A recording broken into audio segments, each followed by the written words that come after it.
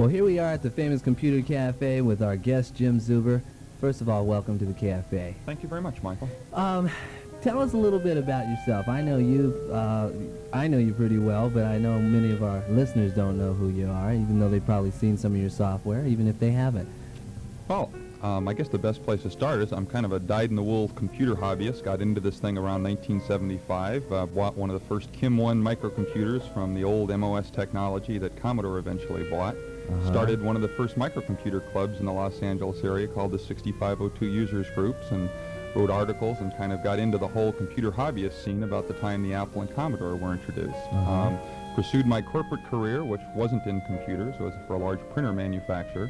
And about 3 years ago, after making a little bit of money in the stock market, losing about half of it, I decided to write a game for the IBM personal computer that kind of modeled my experiences in the stock market, and I kind of hoped would prevent other people from making the stupid mistakes that I made, and that was Millionaire. And since then, we've wrote Tycoon, the commodity market simulation, Baron, the real estate simulation, and our latest product, Squire, is a financial planning simulation. You know, interestingly enough, a lot of people, I've been talking with some folks who really feel that software is a way in which to help create within an individual's mind an order, so to speak, of how to go about doing certain things. For instance, let's take Millionaire. It gives you, what, 15 different stocks in 5 industries, right? That's right, 15 stocks in 5 industry groups, and basically what the game allows you to do is to experience through a computer simulation something that would cost you thousands of dollars and many, many months or perhaps years to learn. And it's kind of what we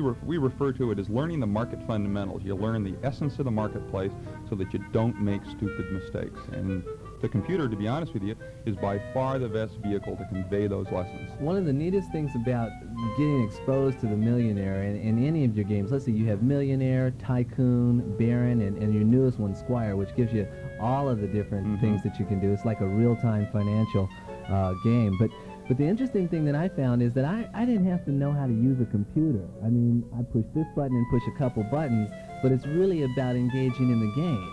That's right. I think I think the best analogy that I've heard is that, and our company president, Bob Slathan, uses this, is that it's a game that happens to use the rules of the real world. Okay, it's a stock market game. You sit down and it's as easy to play as Pac-Man. But the reality of the situation is that the rules that are used to govern the game are the rules of the real world. And when you get done playing the game and you've had your thrill and you've had your fun, you've learned something about the real world, and you're a better investor, or a more informed individual as a whole. It gives you a better sense. We're going to take a call. Hi, you're on the line. Hello? Hello? No, she was... Oh, okay. Guess it's not for us. Listen, I'll tell you something.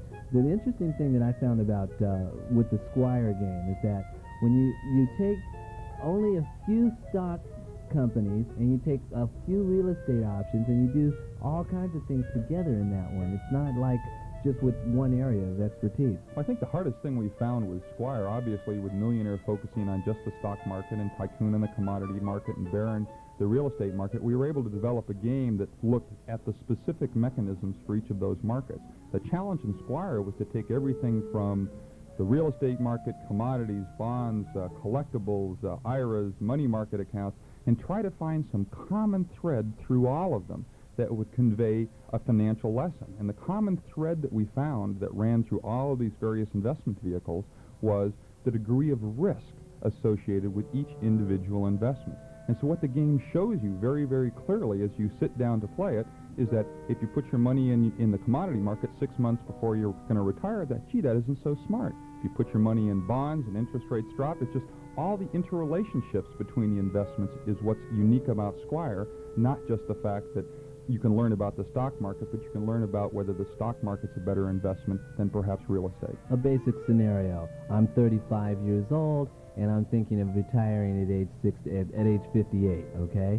And, okay, so I have those years, about 23 years, 28 years almost or so, that I have to retire in. Well, I might want to buy a house, right? But then I have some extra dollars, so I might want to also keep my money in a money market fund where I can work with the greatest amount of interest rate. Right. I think that what Squire allows you to do that's really unique is we have something called the reality mode that allows you, when you sit down to play the game, to put in what kind of lifestyle you'd like to maintain when you retire, what all of your interim goals, sending your kids to school and buying a house. And then what the game does is it converts all of that information into assets in the game.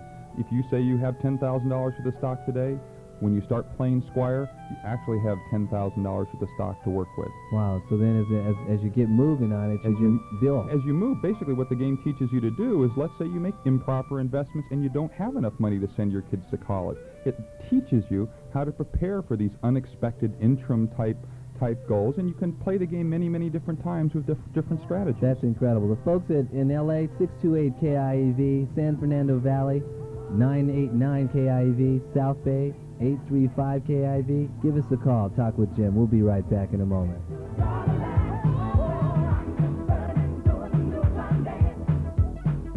SuperCalc 3 by Sourcem is a spreadsheet that's extremely easy to use, swift, and powerful, and it's priced lower than most other leading spreadsheet programs. SuperCalc 3 has all the built-in functions expected in a high-quality spreadsheet, and a lot more. SuperCalc 3's features include an on-screen help function, spreadsheet consolidation and sorting capabilities, calendar and date calculations, simple data management, functions, and windowing. The integrated graphics capability is superbly presented, allowing plotting and printing of charts in up to 99 colors. SuperCalc 3 provides you with the ability to create pie charts, bar charts, line charts, and XY graphs.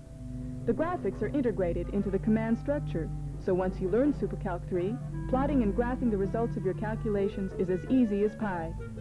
To get a taste of the simplicity and power of SuperCalc 3, walk into Simply Software, where they'd love to whip up a quick demonstration.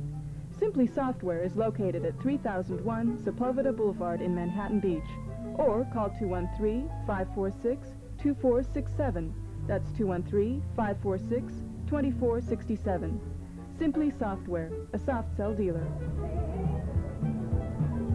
You know, it's kind of interesting. You guys are of that breed that started out, a breed of companies that started out in the garage. You know how they talk about those young entrepreneurial companies who start out in the garage and become overnight successes. Give me a bit of sense about that. I think the funniest thing I can relate, I guess, is our first meeting where you bought Millionaire and you had a little bit of trouble with it, and you called up my partner's garage, Bob and Eileen Slayton, and they said, gee, you'll have to call our customer support over in Jim's garage. And we kind of jokingly called ourselves the two-garage operation, and that's a lot different than the 5,000 square foot of manufacturing space and 20 people. And, you know, we're a real live business now, and I think that's, you know, our growth kind of parallels the growth of the microcomputer industry as a whole. You know, the interesting thing that I'll point out here is that, you know, we've been doing a lot of shows, and we travel to different shows like CES and Comdex and a lot of different places, and we've been doing them. That's really how we get a lot of these neat guests here. But this overnight success stuff and starting from a small garage operation doesn't just happen. You really got to work hard at it, and you guys have been really doing an excellent job. I always see you around, and people are really impressed with your product.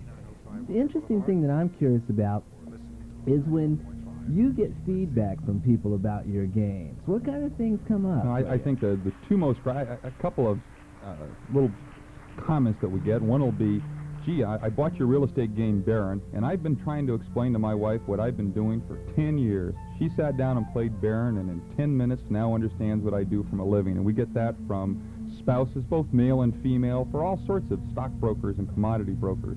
We'll get a call from somebody that says, my God, all the money I didn't lose from stupid mistakes by playing your game. I mean, how many businesses can you be in where people thank you for selling them the product and say, you know, you're doing something really socially redeeming, and that's a fun thing to do. I guess the incredible thing about you know, I used to sell securities, and one of the interesting things about that business is that is one of the most asked questions. What do I do with my money? I guess everybody's in the business of wherever they're at, working hard. They make this thing called money. Now what do they do with it?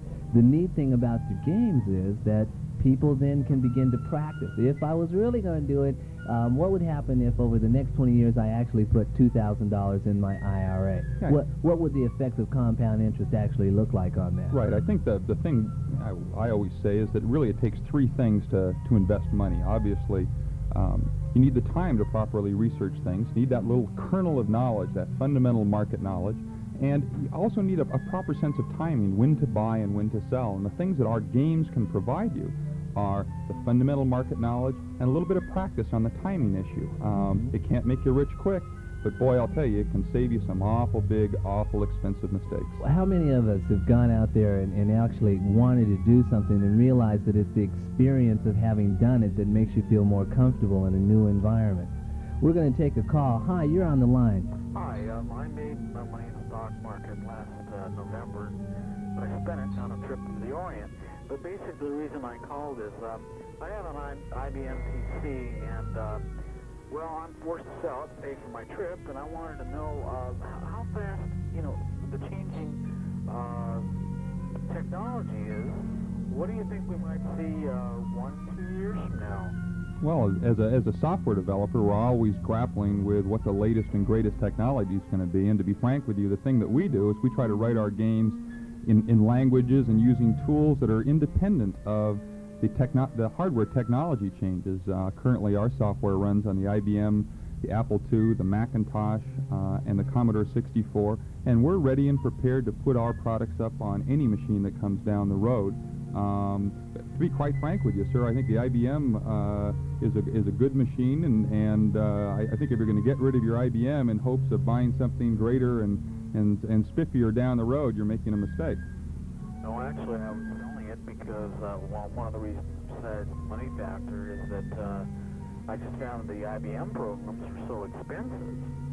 Well, I think there's a generally downward trend in pricing in general, but I think that if you look at products such as ours, the value that you get for the money is really what you ought to be looking at, not the absolute price of the software. Jim, not that he should be looking at getting rid of his IBM, but do your games run on other computers as well? As I just mentioned, they run on the Commodore 64, the Macintosh, the Apple II, and of course the IBM PC and PC Junior.